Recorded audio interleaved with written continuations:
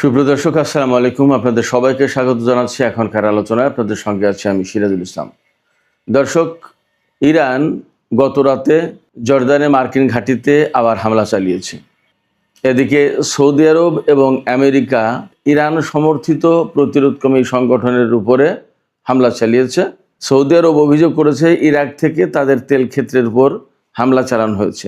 এদিকে ইয়েমেনিরা দাবি করেছে তারা সৌদি আরবের সবচেয়ে বড় তেল উৎপাদনকারী প্রতিষ্ঠান তাতে হামলা চালিয়েছে এবং এ কারণে সৌদি আরব ওই তেল ক্ষেত্র থেকে তেল উৎপাদন বন্ধ করে দিয়েছে, যার প্রেক্ষাপটে বিশ্বের তেল সরবরাহের উপর নতুন করে চাপ সৃষ্টি হবে বলে আশঙ্কা করা হচ্ছে। এদিকে মার্কিন প্রেসিডেন্ট ডোনাল্ড ট্রাম্পের সাথে ইসরায়েলের প্রধানমন্ত্রী বেনিয়ামিন নেতানিয়াহুর বৈঠক হয়েছে। বৈঠককে ফলপ্রসূ এবং ইতিবাচক বলেছে হোয়াইট হাউস। এদিকে ইরানের জন্য একটা সুখবর আছে, সেটি হচ্ছে যে ইরান নিজস্ব প্রযুক্তিতে অর্থাৎ একদম অভ্যন্তরীণভাবেই কার্গো বিমান তৈরি করেছে এবং সে কার্গো বিমান আগামী বছরের শুরুর দিকে সার্ভিসে যুক্ত হবে।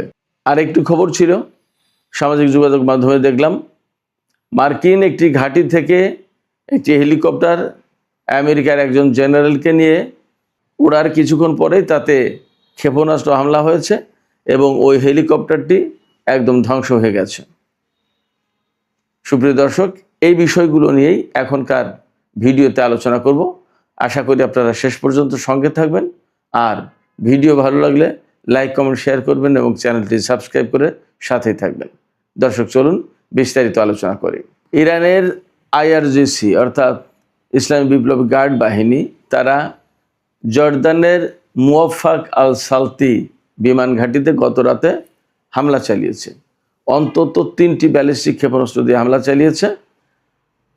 সেই হামলা সফল হয়েছে না ব্যর্থ হয়েছে এ নিয়ে পরস্পর বিরোধী খবর পাওয়া যাচ্ছে। সামাজিক মাধ্যমে ছড়িয়ে পড়া কিছু ভিডিওতে দেখা যাচ্ছে যে ইরানের এই ব্যালিস্টিক ক্ষেপণাস্ত্র ডাইরেক্ট হিট করেছে মার্কিন সামরিক ঘাঁটিতে। আর আমেরিকা অর্থাৎ সেন্টকম, আমেরিকার যে সেন্ট্রাল কমান্ড সেন্টকম, তারা দাবি করেছে যে না, 3টা ক্ষেপণাস্ত্রই তারা ইন্টারসেপ্ট করেছে। প্রশ্ন আসছে যে জর্দানে এত ইন্টারসেপ্টর পাবে কোথায়? তাদের তো ইন্টারসেপ্টর অনেকটা ঘাটতিতে পড়েছে এবং ব্যাপকভাবে গত কিছুদিন ধরে হামলা চালিয়েছে ইরান, যে সমস্ত হামলা তারা ঠেকাতেই পারেনি এবং প্রচুর ক্ষয়ক্ষতির মুখে পড়েছে। এই অবস্থায় আমেরিকার দাবি সঠিক অর্থাৎ সেন্টকমের দাবি সঠিক নাকি সামাজিক যোগাযোগ মাধ্যমে ছড়িয়ে পড়েছে যে ভিডিও, যাতে দেখা যাচ্ছে ব্যালিস্টিক ক্ষেপণাস্ত্রগুলো ডাইরেক্ট হিট করছে মুওয়াফাক আল সালতি বিমান ঘাঁটিতে, এইটা সঠিক আমরা শিওর হতে পারছি না। তবে গত 4 দিন হামলা বন্ধ থাকার পর ইরান জর্দানে মার্কিন ঘাঁটিতে হামলা চালিয়েছে, জবাবে আমেরিকা কোনো হামলা চালায়নি। এদিকে সৌদি আরব এবং আমেরিকা সম্মিলিতভাবে যৌথভাবে ইরাকের প্রতিরোধকামী সংগঠন ওই হাসদার সাবির উপরে হামলা চালিয়েছে। হাসদার সাবির কয়েকটা অবস্থানে সৌদি আরব বলছে যে এই ইরাক থেকেই অর্থাৎ ইরান সমর্থিত বা ইরানপন্থী এই প্রতিরোধকামী সংগঠনের পক্ষ থেকে সৌদি আরবের তেল স্থাপনায় রকেট হামলা চালিয়েছে। আর ইয়েমেন বলছে বা ইরাকের এই প্রতিরোধকামী সংগঠনগুলোও বলেছে যে তারা কোনো হামলা চালায়নি। ইয়েমেন বলছে যে তারা হামলা চালিয়েছে এবং তাদের হামলায় সৌদি আরবের ওই তেল স্থাপনা ব্যাপকভাবে ক্ষতিগ্রস্ত হয়েছে এবং তেল স্থাপনা থেকে তেল সরবরাহ বন্ধ রয়েছে। এই তেল স্থাপনা থেকে তেল উত্তোলন করে লোহিত সাগরে যে ইয়ানবু বন্দর আছে সৌদি আরবের, এই ইয়ানবু বন্দরে পাঠানো হতো তেল পাইপলাইনের মাধ্যমে। সৌদি আরবের পূর্বাঞ্চলীয় কাতি প্রদেশ বা আবকাইক অঞ্চল থেকে এই তেল উত্তোলন করে পাইপলাইনের মাধ্যমে দীর্ঘ পথ পাড়ি দিয়ে ইয়ানবু বন্দরে পৌঁছানো হতো। কিন্তু এই ইয়ানবু বন্দরে এখন আর তেল সরবরাহ করা যাচ্ছে না, কারণ মারাত্মকভাবে ক্ষতিগ্রস্ত হয়েছে এই তেল স্থাপনাটি। এটি হচ্ছে সৌদি আরবের সবচেয়ে বড় তেল উৎপাদনকারী স্থাপনা। সৌদি আরব এবং আমেরিকা হাসদার সাবির উপর হামলা চালিয়েছে। কী রকমের ক্ষয়ক্ষতি হয়েছে এটা বিস্তারিত আমি জানতে পারিনি, আশা করছি আমি জানতে পারলে আপনাদেরকেও জানানোর ব্যবস্থা করব। এই হাসদার সাবি এমন একটি সংগঠন যারা কিন্তু ইরাকে যে আইএসআইএসের উত্থান হয়েছিল, যে দায়েশ গোষ্ঠী, এই দায়েশ গোষ্ঠীর বিরুদ্ধে এরা কিন্তু প্রচণ্ডভাবে লড়াই করেছিল ইরানের কিছু সামরিক উপদেষ্টা ইরাকে ছিল। এই হাসতার সাবে আর ইরাকের সামরিক বাহিনী এরা যৌথভাবে মিলে আইএসআইএস দায়েশ গোষ্ঠীর বিরুদ্ধে অভিযান চালিয়েছিল এবং ইরাককে তারাই কিন্তু মুক্ত করেছে। এদিকে ইয়েমেন যেহেতু দাবি করছে, ইয়েমেনের হুতি সমর্থিত সামরিক বাহিনী তারা দাবি করছে যে তারাই সৌদি আরবের ওই তেল স্থাপনায় হামলা চালিয়েছে। তো সেক্ষেত্রে সৌদি আরবের সাথে ইয়েমেনের বর্তমানে যে সংঘর্ষ চলছে, এই সংঘর্ষ যে আরও বিস্তৃত হবে তারই আলামত পাওয়া যাচ্ছে মূলত এই হামলার ভেতর দিয়ে। আর ইয়ানবু বন্দরে যেহেতু এই তেল স্থাপনা তেল সরবরাহ বন্ধ করে দিল, সেক্ষেত্রে আন্তর্জাতিক বাজারে বা তেলের বাজারে একটা নেতিবাচক প্রভাব পড়বে আরও, সেটা মোটামুটি ধারণা করা যাচ্ছে বা আশঙ্কা করা যাচ্ছে। সম্ভবত এই তেল স্থাপনাটা থেকেই প্রতিদিন 5 লাখ ব্যারেল তেল উৎপাদন করা হতো একটা স্থাপনা থেকেই। দর্শক, বহু জল্পনা কল্পনা ছিল নেতানিয়াহুর আমেরিকা সফর এবং ডোনাল্ড ট্রাম্পের সাথে বৈঠকের ব্যাপারে। এরই মধ্যে বৈঠক হয়েছে নেতানিয়াহুর সাথে ট্রাম্পের, এবং ডোনাল্ড ট্রাম্পের পক্ষ থেকে দাবি করা হয়েছে এই বৈঠক ছিল ফলপ্রসূ এবং ইতিবাচক। তিনি তার ট্রুথ সোশ্যালে শেয়ার করা পোস্টে নেতানিয়াহুর সাথে বৈঠকের ছবি প্রকাশ করেছেন এবং সেখানে লিখেছেন যে বৈঠক ফলপ্রসূ এবং ইতিবাচক ছিল। আর নেতানিয়াহু বলেছে ডোনাল্ড ট্রাম্পের সাথে তার এই পর্যন্ত যত বৈঠক হয়েছে তার ভেতরে গতকালের এই বৈঠক ছিল সেরা বৈঠক।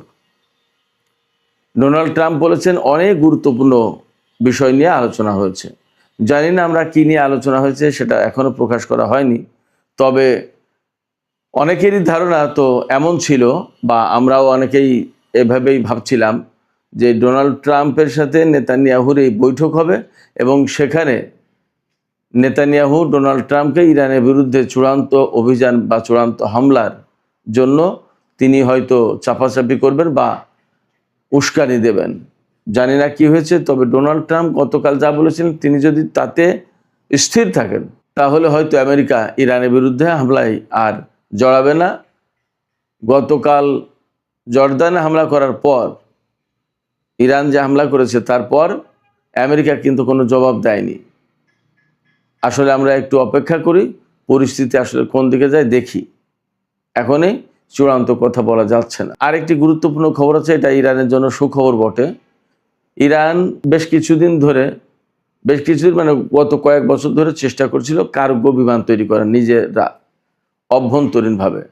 এই কার্গো বিমান তারা তৈরি করে ফেলেছে এবং সেটা পরীক্ষা নিরীক্ষার একেবারে চূড়ান্ত পর্যায়ে রয়েছে। আশা করা হচ্ছে যে আগামী বছরের প্রথম দিকে এই বিমান সার্ভিসে যুক্ত হবে। আগামী বছর প্রথম বলতে দুটো সময়ের যে কোনো একটা হতে পারে। একটা হচ্ছে ফার্সি বছর আর একটা হচ্ছে ইংরেজি বছর। জানুয়ারিতে নতুন বছর শুরু হবে খ্রিস্টীয় যে ক্যালেন্ডার সেই অনুযায়ী, আর ফার্সি বছর শুরু হয় 21শে মার্চ থেকে। তো 21শে মার্চ হোক আর 1 জানুয়ারি হোক, এই কয়েক মাস পরেই মোটামুটি ইরানের এই বিমান সার্ভিসে চলে আসবে এমনটাই জানা যাচ্ছে। এই কার্গো বিমান 6 টন পণ্য পরিবহন করতে পারবে এবং একবার জ্বালানি ভরে 3900 কিলোমিটার পথ পাড়ি দিতে পারে। এই বিমানটার নাম রাখা হয়েছে সিমর্গ। এই বিমানে ব্যবহার করা হয়েছে 2500 হর্স পাওয়ারের 2টি ইঞ্জিন। ইরানে এয়ার সাপোর্টের যে সীমাবদ্ধতা ছিল বা ঘাটতি ছিল, এই বিমান সার্ভিসে আসার পরে সেই ঘাটতি দূর হবে বলে আশা করা হচ্ছে। একক কোনো কোম্পানি এই বিমান তৈরি করেনি, ইরানের বেশ কয়েকটি কোম্পানি সম্মিলিতভাবে এই বিমান নির্মাণ করেছে। সবচেয়ে বড় ব্যাপার হচ্ছে বহু বছর ধরে, অর্থাৎ ইসলামী বিপ্লবের পর থেকেই ইরান কঠোর নিষেধাজ্ঞার মধ্যে রয়েছে। এই কঠোর নিষেধাজ্ঞার মধ্যে থাকার পরেও আমরা দেখতে পাচ্ছি ইরান এই যে বিমান খাত, বিভিন্ন খাতে যে বিরাট বিরাট সফলতা অর্জন করেছে, এটা কিন্তু ইরানের দৃঢ় মানসিকতার পরিচয়। এবং এই নতুন যে কার্গো বিমান যুক্ত হতে যাচ্ছে, এটি নিষেধাজ্ঞা উপেক্ষা করে, নিষেধাজ্ঞাকে অনেকটা ব্যর্থ করে দিয়ে ইরানের এই ডেভেলপমেন্ট, একথা বলতেই হবে। তো সুপ্রিয় দর্শক, এখনকার আলোচনা এখানে শেষ করতে চাইছি। আলোচনা শেষের আগে আপনাদের কাছে জানতে চাই, আপনাদের মতামত জানতে চাই, ইরান এই যে কার্গো বিমান তৈরি করলো এবং আরও বিভিন্ন ক্ষেত্রে তাদের উন্নতি অগ্রগতি দেখেছি আমরা। নিষেধাজ্ঞার ভেতরে থাকার পরেও এই যে উন্নতি, এটা কিভাবে সম্ভব হলো? এটা কি শুধুমাত্র তাদের দেশপ্রেম, ডিটারমিনেশন এটা, নাকি জ্ঞান বিজ্ঞানকে তারা ব্যাপকভাবে চর্চা করেছে তার কারণে তাদের পক্ষে এগুলো সম্ভব হলো? দর্শক, আপনাদের মতামত জানিয়ে কমেন্টে লিখতে পারেন। আর ভিডিও ভালো লাগলে লাইক, কমেন্ট, শেয়ার করবেন এবং চ্যানেলটি সাবস্ক্রাইব করে সাথেই থাকবেন।